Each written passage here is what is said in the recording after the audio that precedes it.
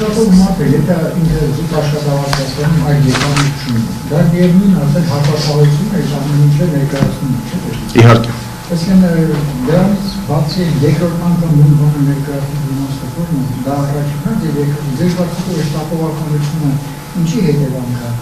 պարտադրանք չդրսից, թե ինչ-որ շահագրգռվածություն։ Երկուսը միաժամանակ, պարտադրանք դրսից միանշանակ կա, որովհետև տարբեր գրանտային ծրագրեր, որ բերում են ու գովազդում են, ասում են, տեսեք, այսքան գրանտ, այսքան գումարներ ստացանք եւ այլն,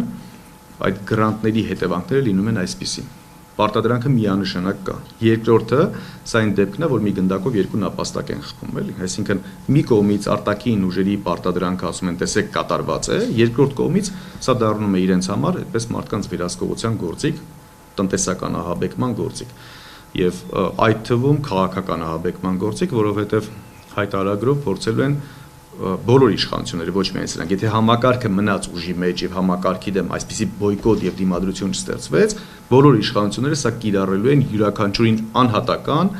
ջարդելու, անհատական տուժեր տուգանքներով այդպես ծանրաբեռնելու եւ տարբեր տարատեսակ քրեական պատասխանատվության վախի մթնոլորտում մարդկանց կառավարելու ու իրենց կամքը թելադրելու գործողություն։ Սա իրական նպատակ։ Իրական նպատակը դուք օրինակ տեսեք շատ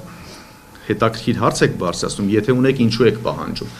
բայց ինքը շատ խորքային է, որովհետև ոչ թե պահանջում են, որ լավարկեն Հայաստանի Հանրապետության քաղաքացիների սոցիալական կարգավիճակ օրինակ, այլ դա իրականացնում է, որ ընդամենը մարդկանց շատ ավելի կարողանան տանջեն եւ կարողանան վերահսկեն։ Սա է ընդամենը նպատակը, այլ նպատակ գոյություն չունի։